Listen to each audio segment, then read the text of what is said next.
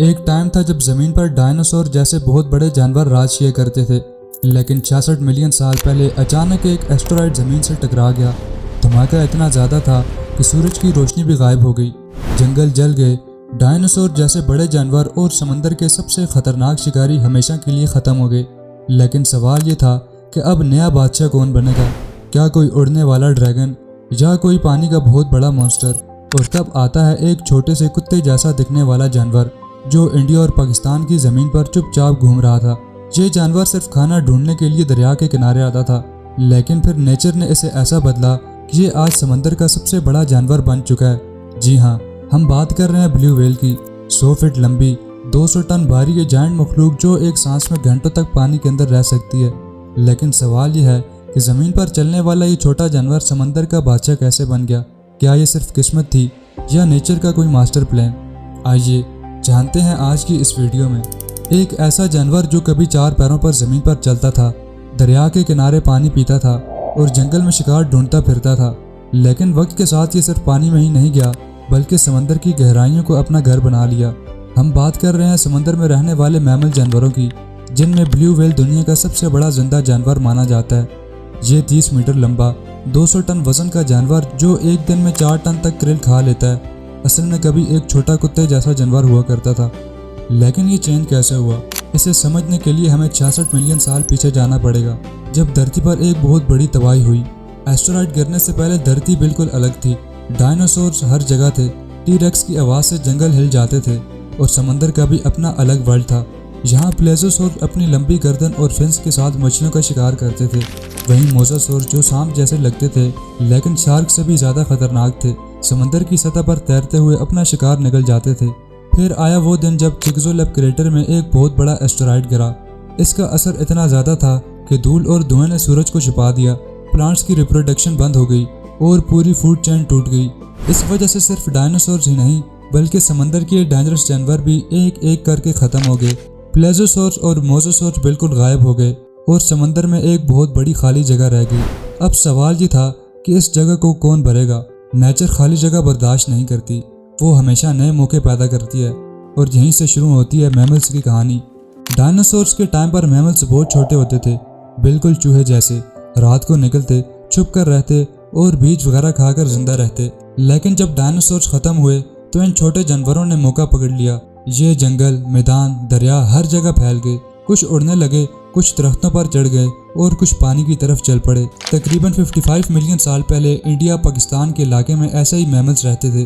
اس وقت انڈیا ایک الگ آئس لینڈ تھا جو دھیرے دھیرے اتر کی طرف موو کر رہا تھا۔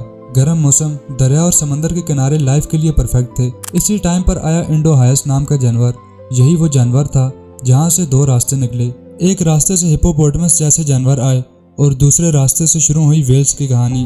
حیرانی کی بات یہ ہے کہ آج کی ویلز اور ڈالفنز کا سب سے قریبی رشتہ ہپوپوٹمس سے ہے۔ پھر 50 ملین سال پہلے آیا ایک کتے کے سائز کا جانور جس کا نام تھا پاکیسیٹس۔ اس کے فاسلز پاکستان کے سلیمان ماؤنٹین رینج سے ملے۔ شروع میں سائنٹسٹ کنفیوز ہو گئے کہ یہ کیا چیز ہے، لیکن بعد میں پتہ چلا کہ اس کی کان کی ہڈی بالکل ویلز جیسی تھی جو پانی کے پریشر کو ہینڈل کر سکتی تھی۔ یہیں سے شروع ہوا زمین سے سمندر تک کا سفر۔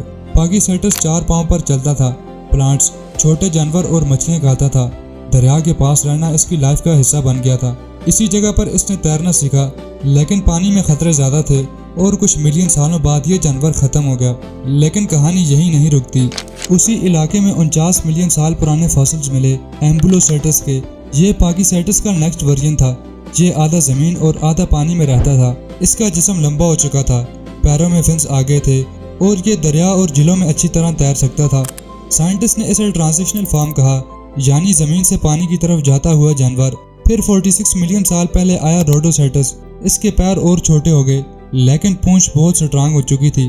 اب یہ جانور میٹھے پانی سے نکل کر کھارے سمندر کی طرف چل پڑا۔ یہیں سے اس نے سمندر کو اپنا پرماننٹ گھر بنا لیا۔